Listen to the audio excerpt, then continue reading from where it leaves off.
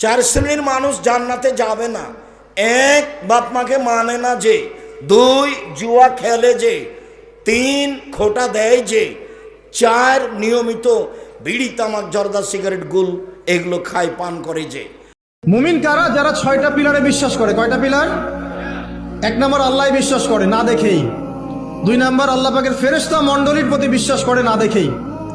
3 নম্বর আল্লাহ পাকের সমস্ত আসমানি কিতাবে বিশ্বাস করে না দেখেই। 4 নম্বর আল্লাহ পাকের প্রেরিত রাসূলগণের প্রতি বিশ্বাস করে না দেখেই। আমরা কি নবীজিকে দেখেছি? দেখি নাই। সাহাবীরা দেখেছেন। যে ব্যক্তি পরকালে বিশ্বাস করে না দেখেই এবং তাকদীর বা ভাগ্যের ভালো মন্দে বিশ্বাস করে না দেখেই। এই 6টা পিলারে যে ব্যক্তি মনে বিশ্বাস করে, মুখে স্বীকৃতি দেয় এবং কাজেও বাস্তবায়ন করে তাকে বলা হয় মুমিন। এরপরে প্রশ্ন হলো, মোজ ধোয়া পানি পান করলে নাকি হারাম হয়।